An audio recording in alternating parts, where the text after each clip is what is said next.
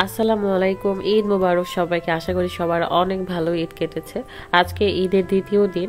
ঈদের দিন সকাল থেকে আমার শরীরটা অনেক বেশি খারাপ। তো আজকে ঈদের দ্বিতীয় দিনে আরও বেশি খারাপ হয়ে গেছে আমার শরীর। তো এই তো রাত আমাকে জলপট্টি দিয়ে দিচ্ছিল, সকালেও দিয়ে দিয়েছে, এটা দুপুরবেলা। আমার মেয়েটাকেও খাওয়াই দিচ্ছে, আমার মেয়েটাকে ড্রেস পরাই দিচ্ছে, সব কিছু করছে। আসলে মানুষের দায়িত্ব যখন কাঁধে পড়ে তখন আসলে সব কিছুই করতে পারে। আমি তো ভাবছিলাম রাত এই টাইপের কাজগুলো করতে পারবে না, মানে যে বাচ্চাকে খাওয়াই দেওয়া, ড্রেস পরানো, ওকে ক্লিন করা। যেহেতু আমার সর্দি ছিল এই জন্য চায়ের প্রয়োজন ছিল। ওই যেখানে যে চামচটা আছে ভিতরে, ওটাতে দুইটা দাও তাহলেই হবে। 2 চামচ দিলেই হবে?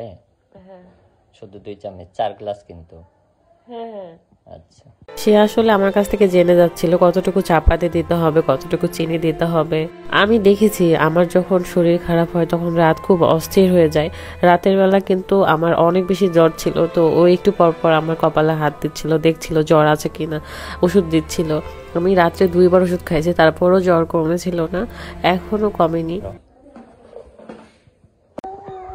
চাটা খেয়ে বলো কেমন লাগছে।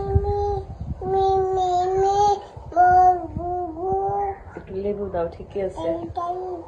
আচ্ছা, লিকার বলে বেশি হয়েছে, আমার কাছে লিকারই লাগছে না, এত জিভ বাদ। আর একটু দিব।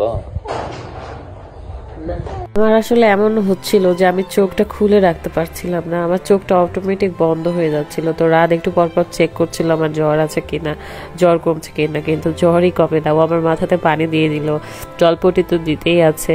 আমার মনে হয় সেসব মেয়েরা অনেক লাকি যেসব মেয়েদের হাজবেন্ড তাদের অসুস্থ সময়ে পাশে থাকে। আমি সত্যি অনেক লাকি। আর আমার খুব খারাপভাবে জ্বর আর সর্দি হয়েছে। এখন আবার আপনারা বলতেই পারেন যে জ্বর অবস্থায় কেন ভিডিও করতে হবে, ভিডিও করা অফ করছে না। আসলে যখন আপনারা চাকরি করেন সেটা তো রেগুলার অফিসে যেতেই হয়, তাই না? আমাদেরও এটা কাজ। আমরা যদি অনলাইন না হই তো আমাদের ইনকামটা অফ হয়ে যাবে। দেখে উঠো তো, একটু খাবার দেখে হাত দাও, ধরো ওই হাত দাও, দিয়ে উঠো। ওরে আল্লাহ, কি জ্বর! আমার খুব অবাক লাগছিল, সে আমার চুল বেঁধে দিচ্ছিল। আমি মনে মনে ভাবছিলাম যে আমার মতো লাকি কয়জন আছে বলেন। ওরে বলতেছিলাম যে তোমার অনেক কষ্ট হচ্ছে তাই না, তখনও বলছিল যে তুমি তো তার সাথে বেশি কষ্ট করো আমার জন্য। সংসার দেখো, বেবিকে সামলাও, তো সবকিছুই তো তুমি করো, তোমার তো কষ্ট বেশি। আমি তোমার কষ্টের অল্প একটু অংশীদার হলামই না হয়। তারপর বলে যে তোমার পাশে থাকা আমার দায়িত্ব, কর্তব্য, তোমার অসুখের সময় তো আমি পাশে থাকবোই। এর থেকে বেশি একটা মেয়ের আর কি চায়। একটা কথা যে আমার আবার অসুখ হলে আম্মুর কথা খুব মনে পড়ে, কিন্তু রাদের এত কেয়ার, এত ভালোবাসা সেটাও ভুলাই দিতে সাহায্য করে আমাকে। আমি আসলে অনেক লাকি। সবাই দোয়া করবেন আমাদের জন্য, আমার হাজবেন্ডের জন্য। আল্লাহ হাফেজ।